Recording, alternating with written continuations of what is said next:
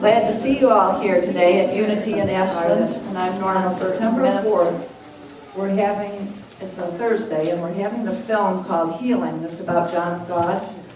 And Jane Hogan, who's sitting right over here, is the friend of mine who's leading the John of God tour and asked me to participate in that with her and invite our people to go, which is happening on December 28th through January 11th. But we're going to have a series of 4 films, spiritual films, during the autumn that will lead up to that journey. But Jane is coming and going to be at the back of the sanctuary at the end to answer any questions about the John of God tour that's happening. So thank you for being here. Any other announcements that you can think of? Francie, did you have any? Okay. All right. Arlene? We have our regular ongoing prayer group that meets on Monday from 5 to 6 p.m. in the back room. And what we do is we pray for all the requests that we get in the prayer box. So if you have something that you would like us to pray for, please write out a prayer request. And then the group will pray for it tomorrow. And those are sent on to Silent Unity where they're prayed for a month. So please join us in doing that. Monday at 5, prayer group. And then Friday at 1:30, we're having a Buddhist meditation group in the back rooms there too. So please join us for that. Okay, now let's enter into our sacred space together. And I'd like you to actually stand with me and get ready for the first song, but just want to invite you to get into the spirit of our theme today, which is creation-centered spirituality. And if we're talking about creation-centered, we are part of creation, right? Our bodies are part of creation. So lots of times when we come into a setting like this, we enjoy just letting our bodies rest and our minds settle in. But I just want to acknowledge our bodies this morning and invite them to be present with us. So in the creation-centered tradition, we're saying a big yes to life, a big yes to the life energy and the divine energy that runs through us. So it's a blessing to be in these bodies. So we just want to remember to thank them and thank Spirit that infuses our bodies. So the way I'm going to have you do that is by taking a deep breath, and then I know that you're all sitting in your chairs and stuff, but with some expressiveness, with your arms up or like this maybe, or don't punch the person next to you. We're going to say yes, okay? So we're going to take a deep breath, and 3 times we're going to say, breathe in, appreciate your bodily presence, and then yes! Yes! All right, have another deep breath in. Yes! Take a deep breath in. Now look around you as you say this. Yes! Doesn't that look great? Everybody here is saying yes? Okay, and remain standing for this first song that's a big yes. Okay. So the words to this, some of you may know it. Blessed am I, spirit am I am the infinite within my soul. I have no beginning and I have no end, all this I am. If you're not familiar with it, hopefully we'll do it enough times so you can get it in your body, get it in your voice, and sing with me, please. Blessed am I, spirit am I.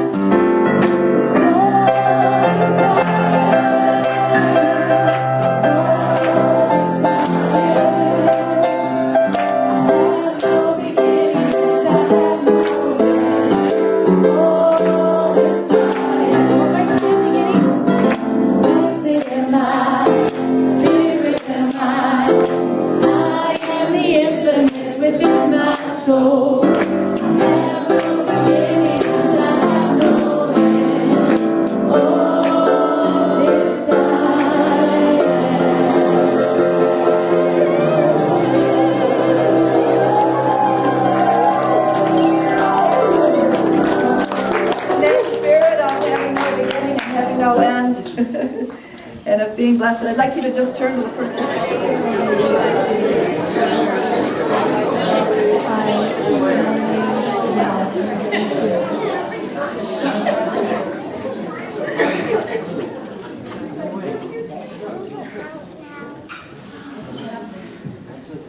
When we have blessed our children, which is what's coming next, we have been in the habit of saying that we behold this Christ light in them. And this is part of a creation-centered spirituality, that we know that we have this light within us. And scientists have seen that there's actually spiraling oscillations within our nerve channels, within our bloodstreams. There's light at the core of our mitochondria and our cells. So it's somehow really true that we are light beings, and we're coming to realize or to remember more and more what this means. We've got tremendous powers within us. You are the light of the world. You are the salt of the earth.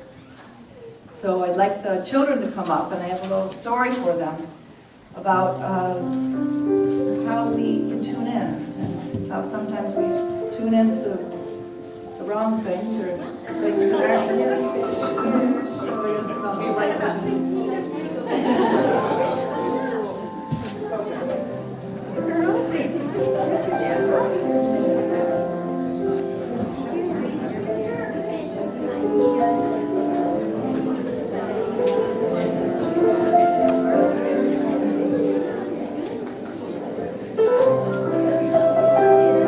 Thanks for coming up. Just have a short story for you, okay? There were two kids walking down the street in a big city. Guess what? It was New York City. A big city. Two kids walking down the street. They were probably teenagers, you know. And one of them was Native American, and one of them was a white kid. They're walking down the street, and the Native American kid says, "Hey, can you hear all those crickets?" And the white kid goes, "Crickets? Are you crazy? All I hear is the traffic and the sirens and the police going by and the people talking on their cell phones. Crickets? I don't hear any crickets." And so the Native American guy reaches in his pocket and he pulls out a handful of quarters and he throws them down on the sidewalk. And they go clink, clink, clink, ching, ching, ching, ching. And everybody on the sidewalk stops and looks at all the quarters, and then some of them even bend down and start picking them up. And then the Native American guy and the white guy just go walking along, and he said, "See, it just depends on what you're listening for." You get it? So it just depends on what we're listening for in life, what we really hear, you know? So it's important that we go out in nature and that we listen for the sounds of nature and listen to Spirit talking to you at all different times of your life. You can hear Spirit anywhere. So we're really glad that you're here with us in this wonderful Sunday school program. And we would like to sing a song with you and for you as you go out with your teachers, Francie and Patrice, today.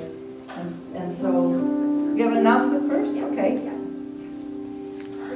Good morning, everybody.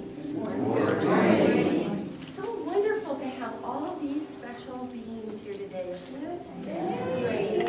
Welcome. We're so glad. It looks like we have about 5 or 6 new, maybe even more, new children today. It's great.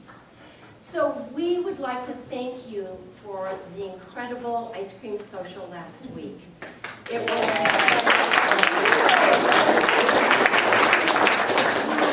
we had so much fun, we, the children, and it looked like we all did. And so fun was the most important intent of ours. And we also wanted you to know that we made, after expenses, we also made $131. Wow. So I thought that the kids could hold, they like to hold up signs. So you hold that one up really high. Will you hold that one up really high? Now, you hold that one up high. Yeah, you hold that one up high. There we go.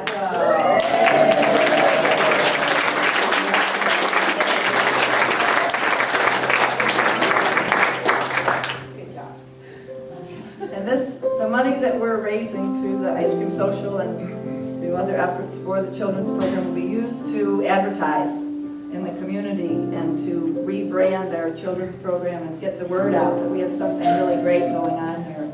So thank you for supporting that. So this song we love to sing for and with the children, The Face of God, and I'd like us to speak the words and watch Francie here because she's leading us in the sign language that goes with it, and I do not know it.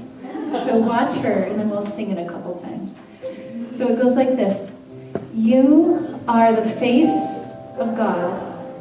I hold you in my heart. You are a part of me. You are the face of God. Let's sing it. You are the face of God. I hold you in my heart. You are a part of me. You are a part of me. You are the face of God. You are the face of God. Let's do that again. You are the face of God. I hold you in my heart. You are a part of me. You are the face of God. Have fun. You are the face of God. Face of God. I hold you in my heart. I hold you in my heart. You are a part of me. You are a part of me. You are the face of God.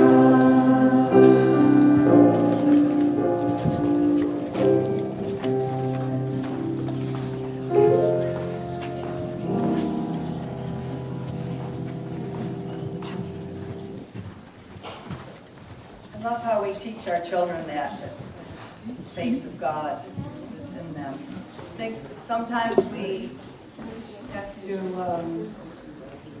relearn things in our lives. You know, we're blessed that our children are learning things in a spiritual tradition that we're calling unity, that brings together the best of the world traditions. And it brings together a new thinking, a new thought way of looking at holy texts. And we adults, you know, some of us grew up in unity, some of us grew up in traditions that were very open like that, but many of us grew up in traditions that said that they were the only way and that everyone else was wrong, you know, that there were right and wrong and some were separate from others. And so today we're wanting to talk about the kind of theology that we believe in here that's called creation-centered. And so what does that mean when you hear that, creation-centered? Well, obviously it means something about the earth, that there's a spirituality that's been present on the earth for a long, long time. How long have humans been on the earth? 200,000 years?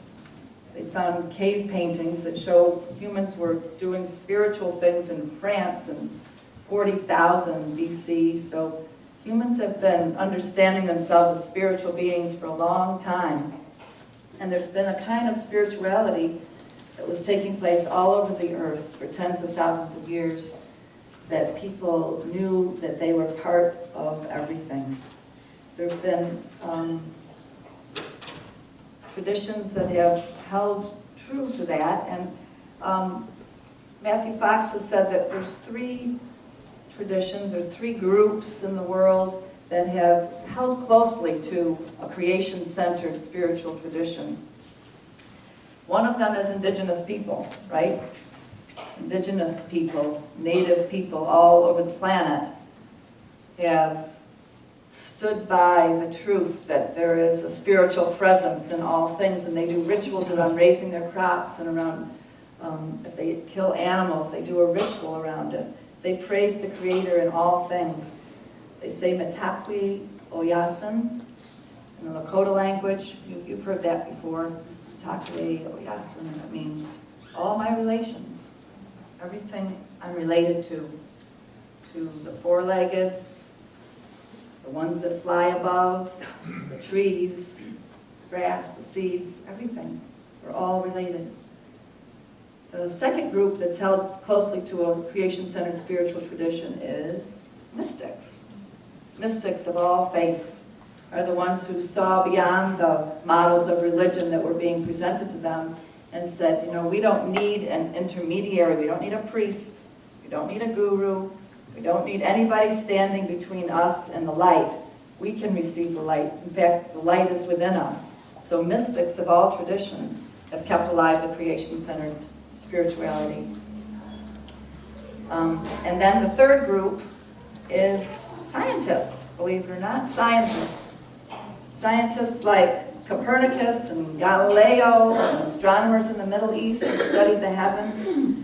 They were all looking at creation with a sense of wonder and awe and asking questions and letting their minds be stimulated to see things anew. Carl Sagan, you know him, he wrote the introduction to A Brief History of Time by Stephen Hawking. He said, we go about our daily lives understanding almost nothing of the world. We give little thought to the mystery that generates the sunlight that makes all things possible, or to the gravity that glues us to the earth that would otherwise send us off spinning into space, or to the atoms of which we are made, on whose stability we fundamentally depend, except for children who don't know enough not to ask important questions and are always asking, why? Few of us spend much time wondering why things are the way they are, why nature is the way it is, where the cosmos came from, and whether it was always here, and if time will one day flow backward and affect people and precede effects, well, anyway, or whatever they are, these ultimate limits to what humans can know. So scientists are explorers of the great mystery. They're asking these open-ended questions. So lots of times in religious circles, scientists can be put down. But nowadays, quantum physicists and scientists are being acknowledged as the explorers of the divine. And indeed, shamanism and science are meeting up. So Matthew Fox, who is a wonderful author and spiritual leader who's brought out the understanding of creation-centered spirituality to our times, and this was one of his first books, Original Blessing. Probably many of you have read it. I can't believe it's 26 years old already. He says that there's a kind of Christian spirituality that evolved that's called fall redemption. And it's saying that there's something wrong with us, that we are born in original sin, there's something wrong with nature. Well, we can understand that because a lot of times we feel like something has gone awry here, you know. But to say that then we are wrong and that we are bad then and we are sinful, that's taking it another route. In fact, Matthew Fox says that that kind of thinking, that dualistic thinking, is the root of all evil on our planet. So creation-centered spirituality is so important to us in the Unity tradition because it's about us being originally blessed. That's the name of the book, Original Blessing. And Matthew Fox says that we are royal persons, that we are royal. Wow, what does that mean? In Psalms, he says, royal dignity was yours from the day you were born on the holy mountains. You are royal from the womb, from the dawn of your earliest days. And then the kingdom or queendom of God is within you. How much more royal could that be than to have a kingdom and queendom within you? Or Hildegard of Bingen said, good people, most royal greening verdancy, rooted in the sun, you shine with radiant light. So, us royal beings, in the Buddhist tradition they call us, oh nobly born ones, remember who you are and go toward the light. So our next song, our next song, there was, but there's not. Well, before we sing the song, I just wanted to share, I happened across I talk about original sin on the radio the other day, like a more fundamental Christian station, and sometimes I get some things out of that. You know, there's kernels of truth in everything, but they were talking about original sin, and there's this feeling of no matter what we do, we're doomed. Because while we're in the body, we're sinful, and there's nothing we can do until maybe when we die, and then when we meet our Maker, and then we can be forgiven. And I just yelled out loud in my car, well, why don't we just get it over with and die already then? So, anyway, so this song is called Living Temple. And I apologize to the songwriter. I learned it at a camp, like a festival. Maybe it's a man named Lawrence who made it, but it's you have the words with you there. I changed the words a little bit. My body is a living temple of God. My body is a living temple of God. My body is the body of the goddess. My body is the body of spirit. Oh, I am what I am. Oh, I am what I am. It's kind of funky, so, of course, if you want to move, enjoy your bodies as you sing, please do. Let's stand for this.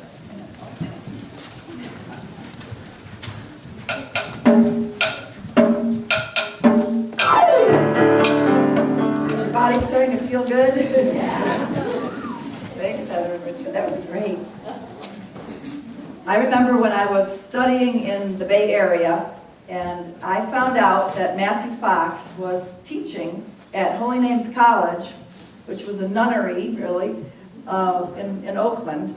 And I was so excited when I found out I could cross-register with classes at the Graduate Theological Union Seminary and Holy Names College and take all of the creation-centered spiritual classes. And it was quite an uproar when it was first starting because Matthew Fox invited Brian Swim, who was a scientist, and Starhawk, who was a Wiccan priestess witch, to come and teach at the nunnery, right?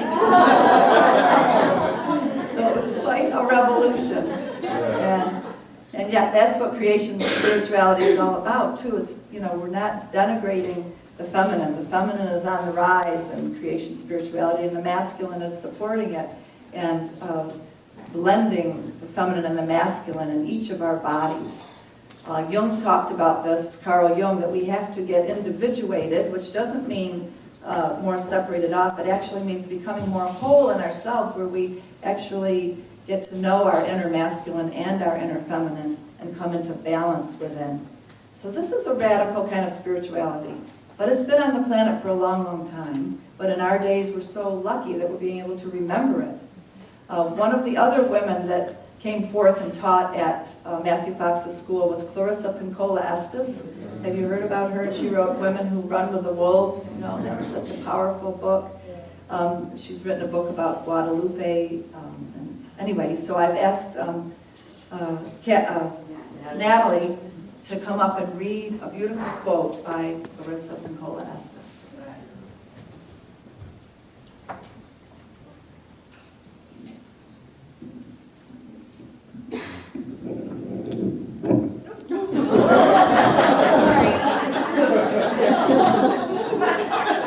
I won't edit that out.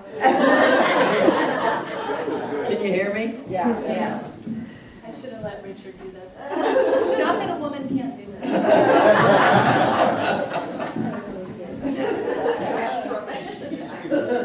All right, fine. Beautiful. This is important, so I want to be in the right place.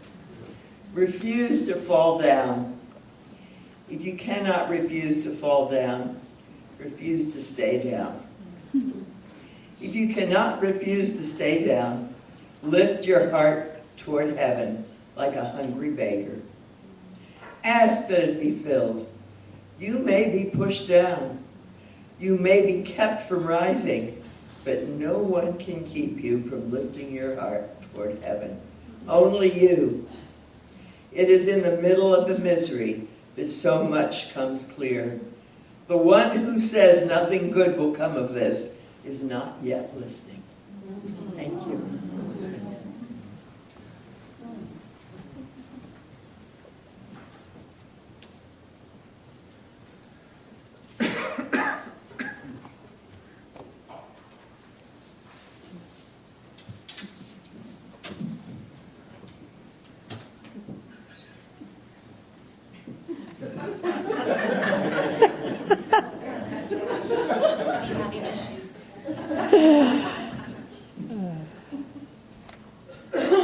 So this is called Heaven. It's by a really beautiful musician, songwriter. Most of you know Tina Malia.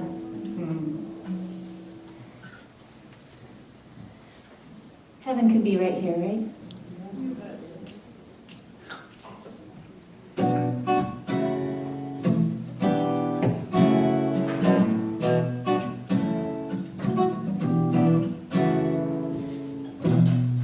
I woke beneath the light of the morning star, rising on the water, honest in your arms. So come with me tonight. It cannot be far till we reach the horizon, to the love we're reaching for. This must be heaven, 'cause it shines so bright. Heaven, 'cause we're living in the light, living in the light. Heaven, 'cause you're standing by my side. Heaven, this must be heaven, 'cause it shines so bright. Heaven, 'cause we're living in the light, living in the light. Heaven, 'cause you're standing by my side. Heaven, this must be heaven, heaven, heaven, heaven, heaven. Ooh, heaven. 'Cause I can see from miles to the whisper of the dawn, till the end of time. Oh, when the world has come and gone, come with me tonight. Oh, it cannot be long until we reach the horizon, to the place where we belong. If you want, this must be heaven, 'cause it shines so bright. Heaven, 'cause we're living in the light, living in the light. Heaven, 'cause you're standing by my side.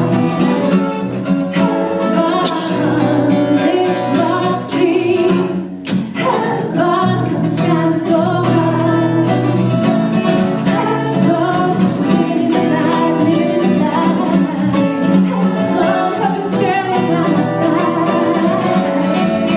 Heaven, this must be heaven,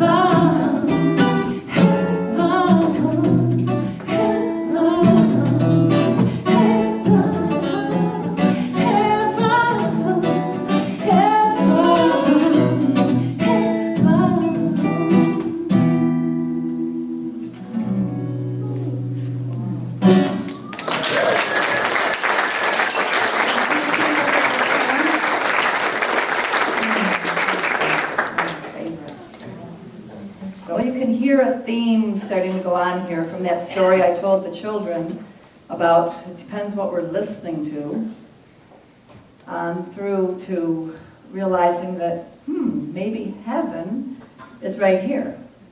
Maybe in fact this is not just a fallen creation where everything has gone wrong. Maybe heaven is right here. In my theological searching, I, in college, was a religion major, and we were being taught about eschatologies, which means the theories of the end times. And there were different kinds of eschatologies. You know, like one of them said that we were living in a time when the good things had already happened, and it was the bad things that were happening now, and that an eventual salvation would come at the end. Kind of what, that must have been the kind of eschatology that Heather was listening to on the radio. And then there's the kind of eschatology that says that we are living in these difficult times, but there will come a time on earth when heaven will come on earth, but it's a ways off. Then there's the kind of eschatology that I ended up feeling the most right about, and it was called millennialism. And that means that the millennium is happening right now. The millennium is the time of great peace that's coming. So it meant that heaven was happening right now. That it wasn't about waiting. And then I went to Japan and studied Buddhism, and there I found myself drawn to the kind of Buddhism that was saying the same thing. They said nirvana, heaven, and samsara, the difficulties of earth, or what you might call sin or imbalance. Nirvana and samsara are happening at the same time. It depends on what you're listening to, what you're tuning into. So I think that's really in line with New Thought teachings and with unity. And so today I wanted to talk to you about what would it be like in our lives if we trusted that this kingdom of light, this queendom of royalty is within us, and that we are basically good and not basically sinful. We, meaning everybody, not just us who come to unity. So I want to delve into this in a deeper way. What if we looked at ourselves and others with these eyes that saw basic goodness? What if when we heard things, we heard it in a way that felt the heart in it, the love in it? So it's really a larger question of trusting life. Like we've heard that Joseph Campbell got to a point in his life where he went off into the Poconos in the Pennsylvania hills for 5 years because he had gotten to the point where he didn't trust life. And he wanted to get back into nature and settle into himself again. And he came out of that saying that he had felt the friendliness of the universe. So it's about trusting the basic benevolence or goodness that is here, and what stops us from trusting it, or what nourishes this trust. So I want to thank one of my Buddhist teachers, Tara Brach, who was a teacher on the East Coast, and she gave a wonderful talk once on trusting our basic goodness that I learned a lot from and draw from. So it's kind of a Buddhist flavor to what I want to talk with you about today. So there's an underlying recognition that we are all humans, preconditioned to assume that something is wrong. And so that we had better protect ourselves. It's just our survival equipment. That from early on we start to feel separate, maybe as soon as we come out of the womb. But then along with the separateness comes a sense of being deficient somehow. So in certain moments it's like we can't help ourselves from assuming that something is lacking or wrong with us. And we assume that about others too. And we even can assume it about life itself, that something is wrong or lacking. And so I just want to name this and say, admit that even though we're in New Thought and in unity and we work to change our thinking about this, that in certain moments, do you ever think that way? That there might be something wrong with the planet, or something wrong with you, or something wrong with somebody else? There's an Amish saying that goes, I think that there's something wrong with you out there, and how does it go? I can't remember this. It's about something wrong with you, but there's something, can't yeah. I think that there's something wrong with you. You know what? I must have programmed it out of my mind. I can't even say it anymore. It's about a joke about there's only, I think I'm the only right one in the whole world. There might be something wrong with you, but I'm the only right one in the whole world. Anyway. The whole world's crazy except for me and thee, that's it. I'm not too sure about thee. Yeah.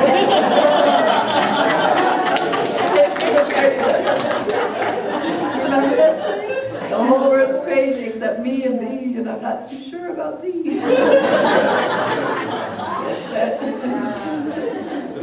Well, so anyway, I just been wanting us to bear witness today that there's this rigging in action in our minds, just in the way that our minds work, that in a lot of moments that we do get kind of worried and planning and trying to strategize about fixing something that's wrong.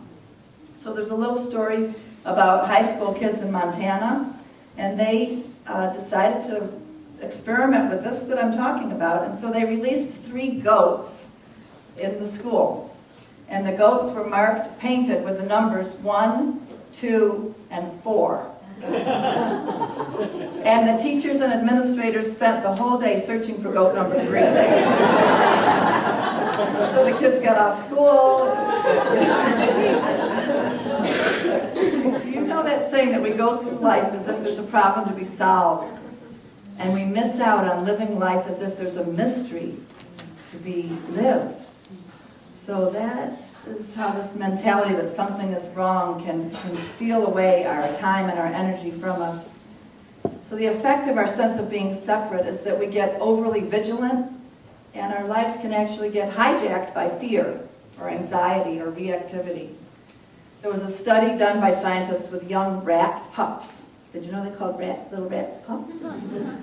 And the researcher observed them freely playing with each other in a box, happy, playing, rolling around, and then they introduced 1 cat hair into the box. And the little rat pups freaked out, and they went and hid, and they were scared, and they kept observing them, but never again did they return to that same level of free play. So it's interesting to realize that when something dangerous is introduced into our environment, especially at a young age, that life may never be the same. It's interesting to ask, what's the cat hair for us? Is there a single cat hair that's not addressed, and then we can't really focus on anything else that's important? That 1 cat's hair signals sometimes to us that we can't rest, and a lot of us, our nervous systems get on, and we can't really let ourselves rest. We have to always be vigilant. So a lot of spiritual practice is to realize that that was then, and this is now, and we're no longer in danger, and to be able to breathe, take a breath, meditate. But if you're a baby rat, does your whole understanding of goodness depend on if the cat is going to be benevolent and not attack you? And sometimes we think that our whole understanding of goodness is, is there a benevolent creator? Not. Well, we believe that there is, and that's, you can say that's just a belief. Are we just making it up, that the universe is good, that it's full of love? Because there's lots of things that we experience that are really, truly dangerous. So how do we come to trust the goodness if there really is some danger around us?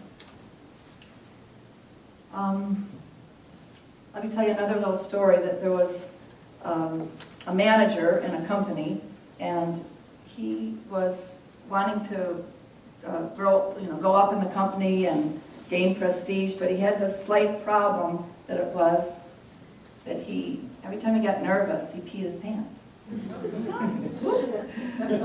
So his boss said to him, if you're really going to want to move up in the company, you're going to have to take care of that, so you better go see a urologist. So a few months later, this guy was doing a speech again, and the boss came up to him afterwards, and he looked at him and said, "Whoops, I thought you went to the urologist." And the guy said, "No, I couldn't get into the urologist, so I went to a psychiatrist. And the psychiatrist helped me to not be embarrassed about when this happens to me. It's all okay." It wasn't really all okay, So there's real things that happen in our human lives that take place that we have to take care of. So I'm not talking about that. There are real things that we have to take care of. But what is it that we are really trusting? And what can I really trust about myself? And what can I trust in all circumstances? At any point, our conditioning can kick in and make us afraid and hijack anything. But I want to talk to us about a way to come to this place where we can really be in a trusting place, and what allows that to happen. The Dalai Lama said, when asked, is there something about humanity that makes you hopeful? He said, "I trust the potential that we can awaken in all circumstances." Oh, I trust the potential that we can awaken in all circumstances. So, You wouldn't be sitting here right now in this sanctuary and listening if you had not already been touched by some sense of trust and basic goodness. You wouldn't be the kind of people who would be here probably if you hadn't had some potential to awaken and to be touched by others and to be touched by the wonder of the potential of heaven right here with us now in a deeper presence. But we tend to go into trances when we get out there in the world and things jostle us and we forget. But it's the deepest longing of all humans for this sense of presence. So I'd like to take you on an inner exploration for just a moment, because we can think about this and talk about this. Do we trust? Do we not trust? Is it right to trust? You know, is it dangerous? We can think about this in our heads and go round and round about it and maybe not come to any agreement. But let's go into our bodies. Creation-centered spirituality. There's really a key here about tuning into our bodies. So to really explore this sense of, is there basic goodness, I'd like you, first of all, to close your eyes, if you would, just for a moment. It's just a moment here that we're going to share within. And take a deep breath and just bring to mind a time when you doubted yourself. We all have them. Maybe it was a moment in which you caused injury to another person, said something you wished you wouldn't have said. Maybe it was a moment of addiction when you're consuming something that you know is hurting your body. Or maybe it was pushing others away because you had a wound somewhere. Or speaking too harshly or too rashly. You know, there's all sorts of times when we fail.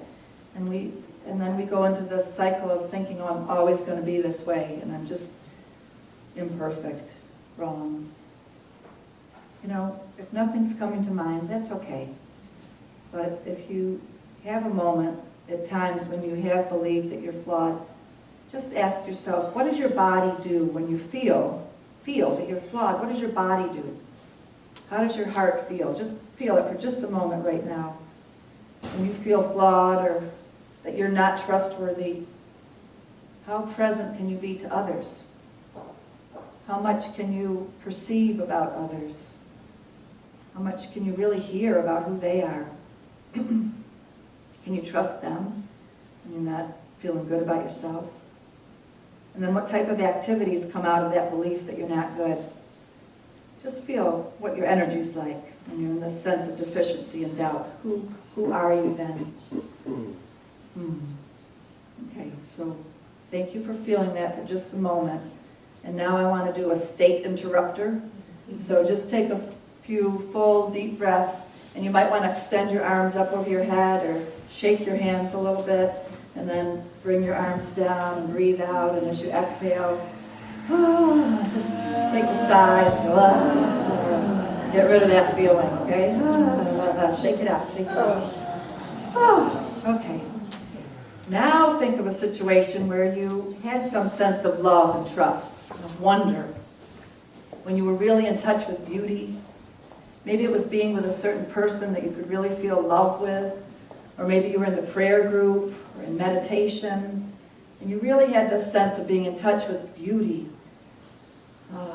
when you were touching goodness, not in an ego way, but with this innocent sincerity, this capacity to love, and your heart, you were awakened, and just let yourself feel the sincerity and goodness that can be felt at times. Can you feel that right now? How do you feel in your heart when you feel that? The awareness of goodness. Just imagine, see yourself relating to others when you're feeling this goodness. How do you relate to others? How do you perceive others? Notice how you might behave when you're feeling this way, how you go about your daily life.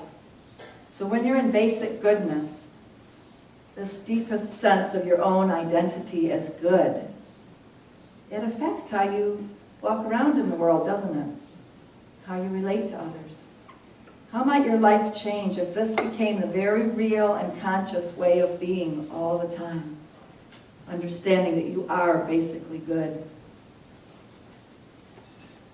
So just feel that again in this moment, and then gradually open your eyes and bring yourself back into the room. And thank you for going on that little inward journey with me, because the challenge, as we know, is that our attention can get narrowed and fixated, and we forget this realm of goodness, this realm of heaven, if you will, and we get obsessed with that we've tied the camel to the post and somebody might come and untie it and take it away, you know, that old story about worry. We can get worried about all kinds of things, and our pain can get connected with these kinds of thoughts, and we start thinking that we are wrong, and then we start seeing others as wrong, and then we kind of become identified with this way of thinking. It becomes us, and we get fixed into certain bodily positions even, and into certain rigid ways of being. So Buddhism teaches that these feelings can become our identity. So it's really important that we do spend time feeling the goodness, you know, because whatever we feel and then think about, it does become our destiny. So we know this, and yet we keep recreating these patterns from our thoughts. Rather than believing in our royal personhood, we keep creating these patterns of mistrust on planet Earth. Many humans have recurrent feelings of chronic anger and depression, and I thought about talking about this week because of Robin Williams. And I was so saddened and shocked to hear that he committed suicide when he had been able to really play and bring so much joy to our whole world. So we just have a lot of compassion for all of us that have these hidden places within us that really can hijack our sense of the goodness of ourselves and of the world. So there's a story of a woman that was vacationing on the East Coast, and sometimes these hijackings are not all that huge and dramatic, you know, sometimes it's just little things. But so she was vacationing on the East Coast, and I was just vacationing in Sag Harbor, and you know, there's a lot of movie stars there and a lot of famous people walking around. So the story's a little bit old because it says that Paul Newman was in the coffee shop.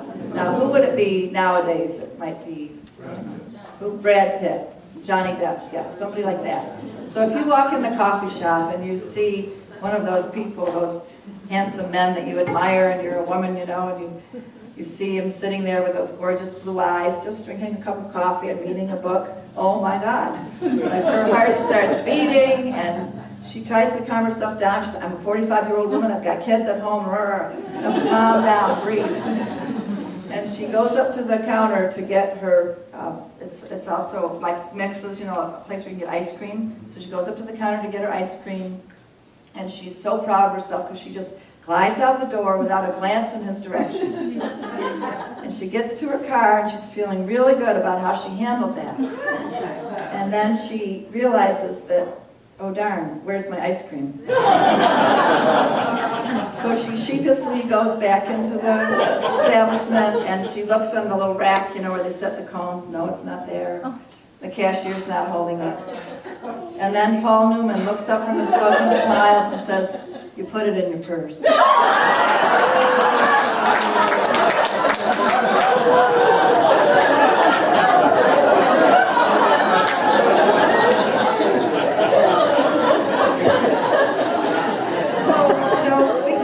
Awkward sometimes really awkward. And something happens when we're out of touch with ourselves. But we get stuck in these patterns. And we can, get into these awkwardnesses that can go on year after year. And there's a little story about a tiger, a white tiger named Marini. And she was living in this cage that was 12 by 12. For many years. Very sad. I hate to go to zoos sometimes to see that, you know.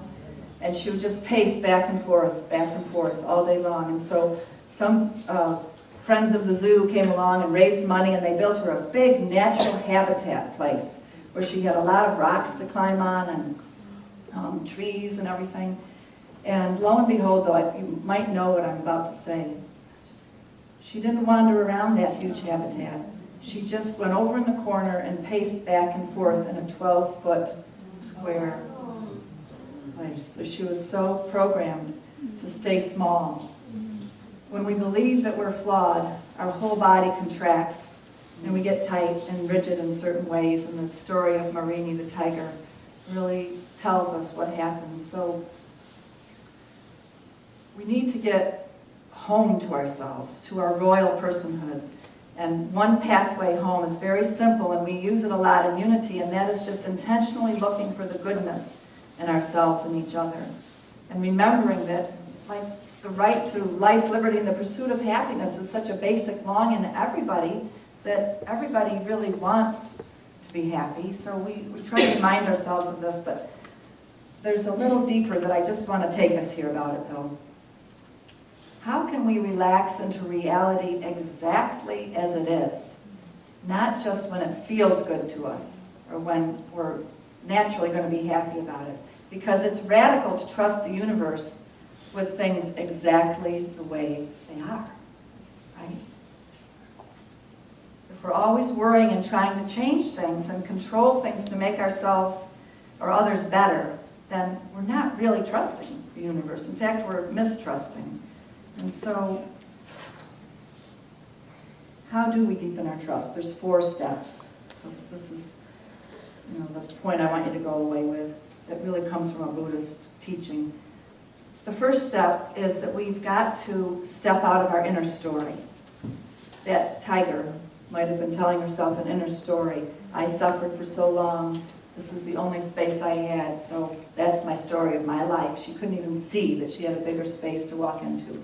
Carlos Castaneda says that his teacher Don Juan taught him that any man or woman of knowledge understands that we will stop the world when we stop our inner story. Wow, do you get that? If we can stop our inner story, we can stop the whole world from being like it is. John O'Donohue said, it's our minds that make us so homeless. So our own thoughts create a sense of this separation and wrongness and not enoughness. We end up actually walking around in a virtual reality as if the sound bites from our thoughts are the real thing, and we cut ourselves off from our senses of our real body knowings. We get so lost in thought that we think those sound bites are reality.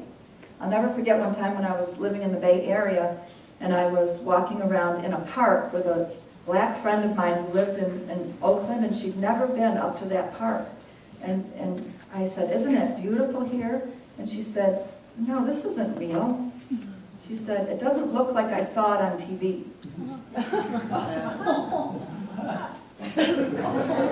I was shocked. I mean, I couldn't quite believe what I was hearing. But that's the point I'm getting at here. Like, we get so mesmerized by things that are presented to us and thoughts that are created for us that we can't even accept when real reality is all around us. Okay, so the second step is that we have to come, once we let down those false visions and let go of our thoughts and creating certain stories, then we have to come more into the life that is right here and let it be, allow it. So allowing is the second key, relaxing the resistance and letting go of our armoring so that we can just have the raw experience of exactly what is happening. Just by honoring what is right here, right now, we can kind of soften and begin to breathe and start feeling more aliveness. The third step is that we've got to actually say yes to the aliveness. That's why in the beginning today I had you just say a big yes, because we can do the first step, stop the story, and then start to settle into what is really going on here, but still not say yes to it. So we've got to say yes and honestly recognize that this reality wants our participation with it. And the fourth step is that we become aware then that not only is it us and the reality going on around us, but there is a greater presence going on. There is a flow that's happening, another dimension, if you will, an I am presence. Just one little example of this. It's like when we get brave enough to step out into the ocean at the beach. And the first thing is we might have a story about being afraid of it, and that it's cold, and that there's creatures out there, and, so it might even keep us from being with reality of the ocean. But if we do venture in a little bit further, we start to open to the waves coming, and whoa, it's not so bad. One wave after another hits us, and I can handle this. And then we start to realize that there's this oceanness going on, and that we have to participate in it. So then we start jumping the waves and feeling it, and then we can actually even relax into it even more and lean back in the saltwater kind of floats us. And when we lay out there for a while, we might even start to feel one with the ocean. And it's just a good example of how these 4 steps can take place. And there was a woman who I was working with who was navigating through this, and it's just a good example of how she did this in her life that I think will help you to understand this. She had been a dancer, but then she got rheumatoid arthritis. And so every day she'd get up and she'd feel angry at the feelings that she was having in her body. And so the pain was really taking away her sense of grace and then even alienating her partner because she was just complaining and grumpy all the time and even getting kind of bitter. So she was getting alienated from everything around her because she was feeling this pain. Well, we can relate, we can understand that, you know. So in helping her, the therapist said, it was a Buddhist therapist, and they said, do you realize that your thoughts about your pain are just thoughts? You don't have to believe that that now there's something wrong with you. Even though you have these symptoms, you don't have to believe there's something wrong. Number 2, you can learn to come into your body with it just as it is. And she said, but then I'll have to face the fears of being this way and getting worse. So the therapist said, yes, you do have to face those fears. And so step number 2, when we start to then come into reality such as it is, she started to feel a stabbing pain like a sword in her heart. So she had to go ahead and feel that. But you know, as she started to feel that, it started to ease up. And she started to be able to breathe a little bit. And then step 3 could start to take place.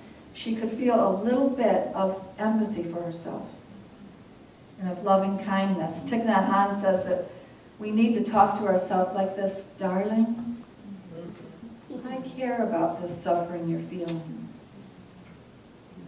So she started to feel the waves of grief flowing, and she was able to just let it be, that she was feeling sad, that she was a dancer and she's lost her capacities, having empathy for herself.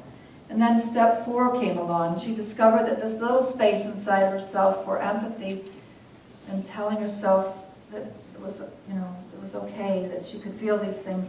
This little space inside herself started to grow, and she started to say yes to her experience just as it was, and she began to feel one with it, one with her body, not resisting it anymore. And you know what? After that, she changed her whole view on the world, and she got a different job.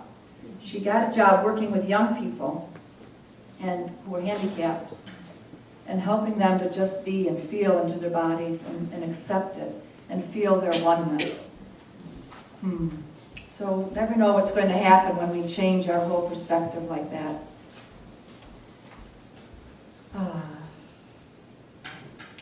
The universe is full of love. The universe is full of light. The universe is full of healing. And what are we listening to? What are we going to tune into? I'd like you to join me now in entering into just a moment of the great flow of creation that is happening right here in this moment, heaven, right here, right now. I'd like you to close your eyes again for just a moment and trust, just practice trusting that you are a nobly born one, that you are full of goodness, that you are born for a great destiny,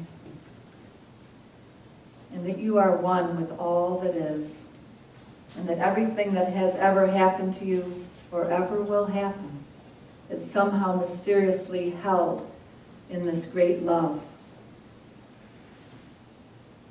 So invite yourself to arrive into your basic goodness right now, to relax and inhabit this moment. It will be short, so really take advantage of this.